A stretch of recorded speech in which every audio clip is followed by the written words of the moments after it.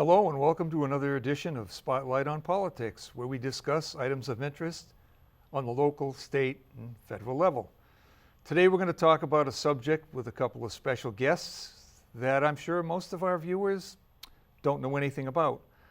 And that's the whole process about how fire apparatus is spec'd, bid, and built. So please welcome Chief Darren O'Brien and Battalion Chief Michael McQuillan. Thank you for Gentlemen, having us. nice to have you on the show. Thank you. Thank you. So let's start at the beginning. Dollar amounts, we talking equipment that costs 6 and 7 figures, correct? Correct. Right. So I would think that would be of critical interest with the taxpayers as to how those things are replaced. So I'll ask you, Chief, do we have any kind of a schedule for replacing equipment, and how is it funded? We do. Back in 1998, actually when you were chief, you started a capital reserve program, and this capital reserve program outlines a schedule of when the apparatus is to be replaced. And how that is funded is each year there's a set amount that goes into the tax base that gets proportioned towards this account.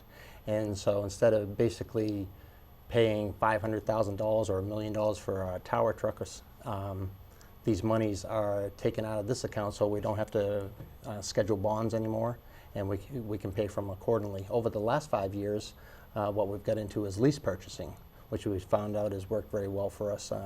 So we're not coming out with that big dollar amount right off the bat, and the schedule is broken out into like a 6-year lease.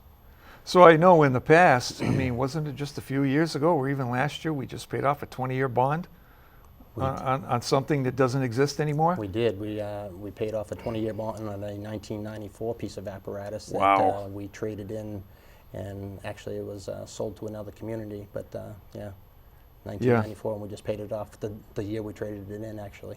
So we've gotten away, by stashing the money away every year, we've gotten away from paying interest on loans, and especially if you bond a truck for 20 years and it doesn't last for 20 years, Yeah. that's a serious disservice to the taxpayer. Right. So, And that's what we're finding with the schedule that we have now. For the fire apparatus, we got a 10-year replacement plan. So that's on all the engines, the tower truck, the rescue truck. The rescue truck is probably scheduled out a little bit longer because that doesn't get utilized as much as the engines in the tower do. And then the ambulance, what we've done, just myself and Mike over this last year, is we've come up with a lease purchase plan with working with the finance director, Doug Smith, and we're doing 6-year leases on those. So at the end of that 6-year life cycle, it's time to refresh the ambulance, and usually at that point in time they have over 100,000 miles on them. Most of our calls now are EMS based, so they get utilized very much, and so it's a plan that's working very well. and that's in your operating budget now, correct? Yes, this past budget cycle, they dismantled the capital reserve plan for the ambulances, and those funds were put into my operating budget to pay the lease payments on those. Okay, and that's a significant savings going with lease purchasing? It is. We found out that it works very well because, I mean, like the ambulance that we just went out and spec'd out now, by the time it's all said and done, when we take delivery on it, it's $240,000. So out of that $240,000, now on that 6-year lease cycle, we're paying about $34,000 to $37,000 a year versus coming up with $250,000 right off the bat. I think the taxpayers would be very happy to hear that, paying $34,000 instead of paying $250,000. And again, Right out. the finance director, he's worked with a leasing company to get a rate that's unheard of for an interest rate. So I think it's going to work out very well for us. Yeah, and is that something you're also going to carry over for fire apparatus, do you think, or is that going to be different? I think the last 2 engines we've gotten, we're on a lease purchase plan on those as well. And what they've done is now they've taken all the fleet within the town, so police cars, highway apparatus, fire trucks, and they put this all into one big blanket lease purchasing agreement. And I think that's the way you're going to see us going forward. That's fantastic, and it saves the taxpayers a lot of money. Yep. So now that we've got the financing done and replacement times and all that stuff like that, let's talk about the actual process itself. I know back when I started, there was only one individual that spec'd out anything that was bought, and that was the fire chief. All right. Over the years, that's now grown to having a committee because you actually want the people that use it out on the line to be involved Correct. in speccing out what's on each piece of apparatus. Yep. What we've done, or at least what I've done in my tenure here, is I have 4 people in my command staff, and all of the battalion chief, and each one of them is responsible for a certain area. So I have EMS and emergency medicine education. I have training and special operations. I have facilities, and then Mike is in charge of fleet maintenance and communications. So each one of these areas requires a lot of work and a lot of dedication, and they all do it very, very well. And what we've done is we've formed these committees, exactly like you said, made up of the individuals that work on this apparatus. And what we find that's happening is over the years, you know, with the new equipment that comes out, I mean, this past March, we just passed a warrant article for these automated CPR devices. So part of the process of speccing out this last ambulance was to make a compartment suitable to fit this piece of apparatus in. And I mean, that takes time to do so. And so I'll let Mike talk a little bit about what the process is with this committee and how that goes about. But he is my director of fleet maintenance. Okay, before he does that though, I'll ask you, Yep. do you go with a single vendor? Do you just pick somebody, or do you go through RFPs or a bid process? We go through RFPs and a bid process. So it's advertised on the town website and numerous media outlets, you know, throughout the state. And it goes out for usually a period of 30 days. And then we put out basically what we're looking for: a fire truck, ambulance, you know, staff car, whatever the case may be. And within that 30 days, we receive proposals from sometimes one vendor, sometimes several different vendors. And then we look at what's going to suit our needs, where we're going to get the best bang for the buck, I'll say. And then the bid is awarded to them, and then that's when the process takes place of the pre-construction meetings. And So I would assume when you get the bids in and the deadline passes, the committee gets the bids to Correct. review Yep. for all the specs and everything to Correct. make sure you meet what you've specified? Absolutely. Okay, so I guess now you're on, Michael. Let's Yeah. talk about it from there. Yeah, basically, once we get the bids in, we take a look, the committee goes through, we make sure that each proposal that we receive actually we're comparing apples to apples. The companies, you know, they have specific things in each of their lines that meets what we need for whether it's their suspension system or, you know, a new piece of technology. They might call it something different than one of the other companies. So we spend time going through all of the bids to make sure that everything is where it's supposed to be. And if it's not, we will call the vendors to ask them specifically, you know, what the exception is or what the product is that they're offering. After that, we kind of take a look at the price and go with what the best, like Darren said, the best bang for the buck for the town. And once we do that with the RFPs we put out, it specifically says that we're looking for a vendor to work with to build a specific truck. And it gives us the latitude to be able to talk to the vendor afterwards, and if there's different things that we can do to mold the truck into something better for Londonderry, then that's what we do. The apparatus that we build for Londonderry is very specific to Londonderry. There really is no other truck that gets built. Every department runs differently. Because of our staffing models and what we do here, we're very specific on where we put equipment and how we run things. And just as a simple example would be our rescue truck. It's built specifically for auto extrication. For whatever reason, the way Londonderry is designed with the road systems, we probably do the most auto extrications in southern New Hampshire. We do them almost on a weekly basis.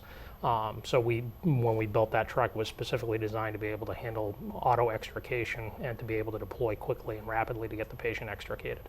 We do the same thing with the ambulance, the engines. It doesn't matter what piece of apparatus it is. We design the equipment to go on that truck to be in specific places so it's easy for the firefighters to get to and deploy. One of the other things that we do, which is almost unheard of, is every one of our engines is identical in the setup of where the equipment is located and, you know, how you run on that piece of apparatus. And what that allows is at 2 or 3 o'clock in the morning, it doesn't matter if you have the reserve piece of apparatus or if you have the main one that's supposed to be at that station, it's set up identical. So you don't have to think about where the equipment is. You can just kick into autopilot and go grab the piece of equipment you need to be able to do your job. So during an emergency, it's easy for any one of the firefighters or the medics to find any piece of equipment on a comparable piece of apparatus. And Absolutely. that kind of brings to mind a question that occasionally you may hear. I know I've heard it in the past when I was on the department is, well, can't you just buy a stock truck or a stock ambulance and be happy with that? And you gave the answer. The answer is absolutely not. Correct. You would not be happy with it. Correct. You gave the perfect explanation as to why you spec it a certain way Yep. for the department. Because Correct. let's face it, you don't have 50 people a shift. Nope. If you did, you'd spec it differently. Correct. Yep. So you went with the demographics of the community, the physical layout of the community, the majority, the type of calls that you get and everything, and that goes into the design. Yep. Okay? Now I know that part of the process that you go through once you've selected a vendor is you actually go to their facility. We do. We go to their facility and actually take a look, especially if it's a new company that we're going to use. We'll just take a look at how they build the trucks, to make sure that they can stand behind the product that they're building for us. Obviously with the ambulances and stuff, we rely very heavily on them. It's the biggest portion of what we do here, and it can impact people's lives. So to make sure that this company is going to stand behind the product that they're making and we can see the manufacturing of it is very important to us. The other thing that we do is, as a pre-construction meeting, when we go out, we will have already come up with a design for the truck to have sent out to the engineers to look at to say, this from an engineering standpoint, this truck can be built the way you're Okay, specifying. let's go back a minute then. Sure. They answered your request for a proposal or a bid, Yes. all right? And they gave you a set of specs, Yes. all right? Now, is that what you work on with them when you go down there? Yes. Or before that? No, when we go down there, we work on that set of specs. We'll actually have a meeting with whoever the particular dealer or representative is for that company. We'll meet with them to explain what our ideas are, what our layout, the general layout is going to be of the truck. And we'll look at lighting issues, we'll look at weight distribution, cabinet space, where the tools and equipment are going to be mounted or stored. And that will all get sent down to the company ahead of time for those engineers to go through before we actually go down. And this year, this was my first year of actually going down to the ambulance factory that we awarded the bid to, and to see what these individuals do down there, it was breathtaking. You go down for 2 days, and when you get down there, the first thing that you do, you're in a boardroom going through these here and these here. So you're looking at, That's a spec for one fire truck. that's a spec for one fire truck, folks. And this is for our ambulance. Can I see that? Yep. Okay, and these are the specs for the ambulance.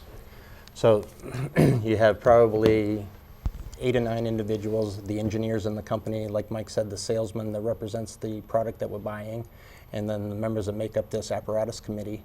And they sit there for hours upon hours and go through every page of that to right down to the fasteners that they're going to use, to the type of material that they're going to make the compartments out of, where certain radio, communication stuff needs to go. And I was very amazed. It was the first time that I went, and it was an eye-opening experience for me to see exactly what goes on down there. I mean, with the 2 days they were down there, I'd say there was probably over 14 hours spent in this boardroom just going through this book page by page with the engineers.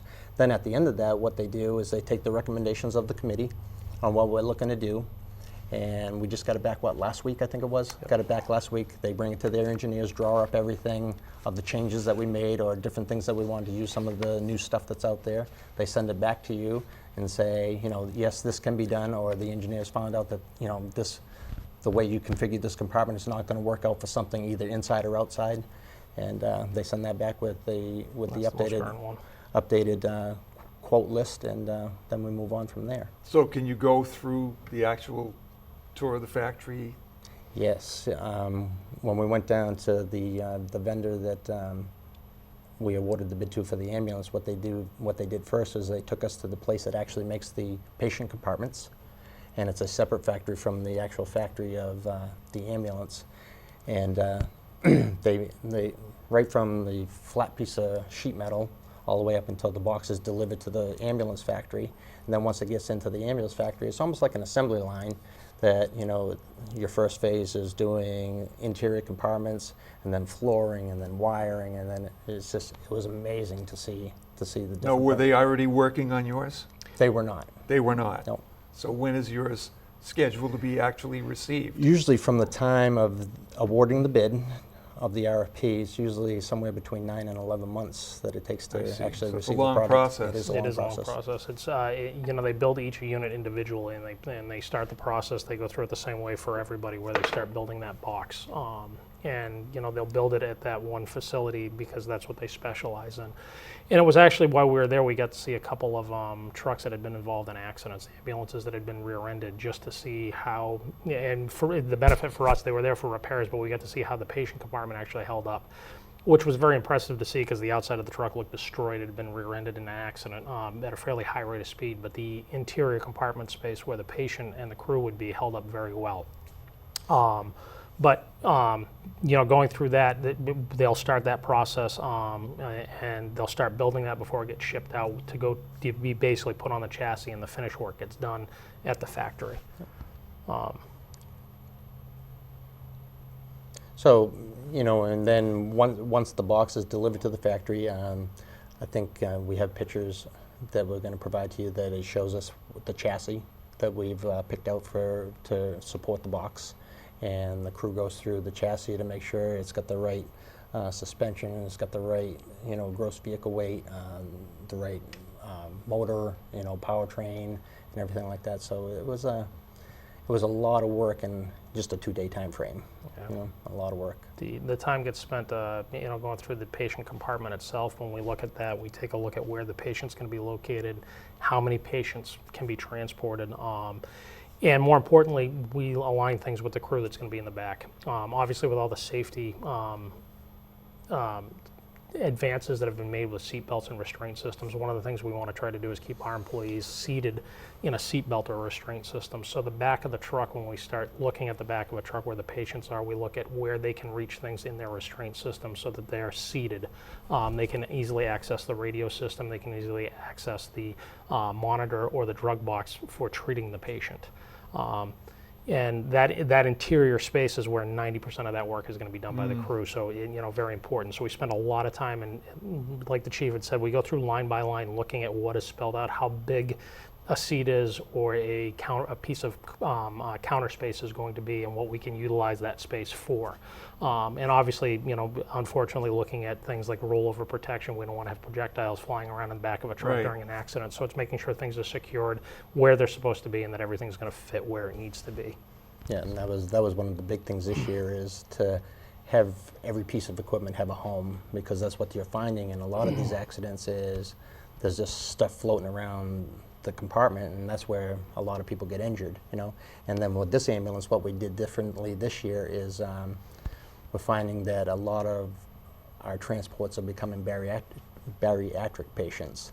So we had to equip this ambulance to suit a larger stretcher, a winch style system to be able to help assist the stretcher to get into the back of the ambulance.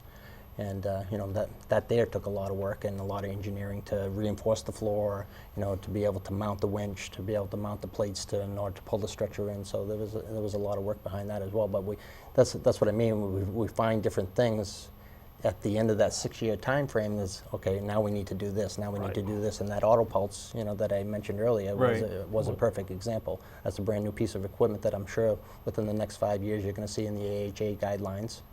Londonderry has been, prompt to get on the bandwagon. You've been very proactive. Yeah, Absolutely. to try and. 6 years ago, that device wasn't available for purchase, so we're staying ahead of the curve, being state of the art. And the nice thing about being at the factory when we're doing this and we're going through line by line is we have, the entire factory is available to us, and we'll actually leave the boardroom to actually go out on the floor and look at what's on some of these trucks that are already in development. And we do steal ideas off those trucks. And like the chief was saying, this auto pulse that we're talking about, we actually found a truck that was being built that they had a compartment that was very similar to what we needed, that would be able to be deployed both from inside the truck and outside the truck if you had a patient that was in cardiac arrest.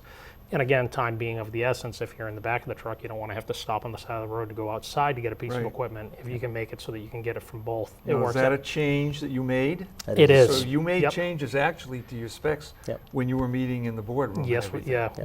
we made several changes while we were down there based on some of the things that we saw and some of the advances in technology, even with the lighting system. One of the things with our trucks that we have is we have a lot of exterior lights, so that if we pull up on the side of Interstate 93 with the ambulance or on the side of one of the back roads, they can light the whole scene up to see everything that's going on. Because in our situation, the ambulance arrives first before everybody else because of the way we staff and run. Most departments won't have the ambulance having a lot of exterior lights on it for scene lighting. That's something that we actually spend the time and money to make sure that if they arrive first, that the scene's safe and they can see all the patients that are involved, they can see the entire scene. And then people can see the piece of apparatus Absolutely. as well. Especially on the interstate? Yeah, especially on the interstate. Because over the years, we've seen so many accidents between exit 4 and 5. Oh, yeah. No one has an explanation. It's a straight road. I know. Yep. But yet there's a lot of accidents there. Yeah. So Yes. you guys have to respond there all the time. Yep. So you made a lot of changes when you were down there, right? You solidified those. Now, your trip down there, was that part of the specifications for the bid, or? It was. Yes. It goes into the bid package that there's 2 trips down there. There's one for the pre-construction meeting, is the Right. one that we had Yeah. to basically finalize what we want to have built. And then the committee will go back down pretty well towards the end of it for a final inspection. So prior to the vehicle being shipped to us from North Carolina, they can go down there and say, oh, we meant to do this, or can we change this, or can we mount this a different way? So it's done down there prior to reaching us, and then we have to send it back to the dealership. So the cost of the trip is built into the Built bid into the specification? Yes, bid it is. Which I'm specification, sure, people are interested to know things Yep. like Oh, that. absolutely. And I know there's know? been questions out there of exactly that, is the fire department paying for these trips, or are they paying for these guys to go down there? Each one of the guys that I send down, this is part of their concurrent duties. So I do everything in my power to make sure that they're going down there on their own time. Out of this last trip, there was 4 of us that went down. There was one shift that we had to cover, and all the rest went down on their own time. So there was no overtime spent for this. I know, the overtime budget out there is a big point of concern, and all these guys are dedicated and took the time out of their personal lives on their days off as being a part of this committee and being proud of what they do and put the commitment into going down. And that's, whatever you have to spend for something like that, after everything we've talked about, making sure that what you buy meets the community's needs and that you're actually going to get for that kind of money, for $250,000, Right. you're going to actually get what you need and what you spec. Right, and It's that's worth every penny. right, and that's what I want people to understand is that, we're not going out and buying a sedan or a pickup truck. When we're buying these pieces of equipment, they need to last us, 6 to 10 years, but depending on what it is, and the cost of them is anywhere from $250,000 up to, when our tower is due for replacement, they're looking at $1.9 million. Wow. So there's a lot of money a lot of the taxpayers' money into this equipment. So we want to make sure it's the best that it can be to suit the needs of this community, to suit the needs of our department, to provide the best service that we can. So when you go down again, what you're going to be looking at is the actual finished product Correct. and have your spec sheet with all the changes in front of you. And you're going to go through Line that by line Yep. again. line We'll by go line through. in that ambulance and make sure everything you specified is there and that nobody made any unauthorized changes. Correct. Yep. And So Or, again- and nobody made any unauthorized changes, or maybe there was one little thing that we missed that we said, oh, could you do this while it's here? Yep. It's a lot easier I for you see. to do it Okay. here Right. than it is to do it at the dealership. So you can make a Yeah, Yep. last-minute change. correct. Miscommunication can occur from a line item that you put in that you interpret one way, they interpret a different way. Got So and since I started doing this in 1998 with you, I don't think there's ever been a trip that we have not found something that had to be changed that was altered Right. on the final inspection. And the company is aware of that. They understand it's going to happen, and it, like you said, it protects the investment of the taxpayers that are spending this money, to have a piece of apparatus for the next 10, 12 years. You stop and think about it, you do the exact same thing for fire apparatus, Correct. the exact same procedure, Mhm. and for the tower, you're going to do the exact same procedure for that as well. Yep. Yep. So no matter what it is, since all of these things cost a lot of money, everything you're doing in the whole plan that's set out for the replacement is for the protection of the taxpayers. Correct, absolutely it is. It's to make sure that we're getting everything that we're asking for, again, and to make sure that it's going to suit the needs of this community and suit the needs of my personnel to be as safe as possible, but to provide the best service. Right, so with the lease purchase program, you're saving us money, Yep. right? Mhm. And at the same time, you're getting a top quality product that's specifically designed to serve Londonderry. To serve Londonderry. And you can't ask for more than that. Nope. All right. Is there anything else you can think of that the public might be interested in knowing about the process? No, I just, if any, what I'd like to tell everybody in the transparency of everything, if anybody's got any questions, I'm just a phone call away. By all Absolutely. means, just give me a call myself, call Mike, Yep. call any of my battalion chiefs, and they'll be sure to get your questions answered. I'd rather hear it from you than to read about it in the paper, or that way. I think just coming to me and asking me the questions, I'll be sure to give you an Can't answer. be more open than that. Can't be more open than that. Well, all right, gentlemen, thank you. Our pleasure. Thank you for having us. Thank you for having us. All right. So as you can see, folks, it's not a matter of going down to your local auto dealership and saying, this is what I'm going to buy. There's a lot of time, money, and expertise that goes into the speccing out, funding, and final delivery of ambulances and fire apparatus. And until next time, watch Spotlight on Politics.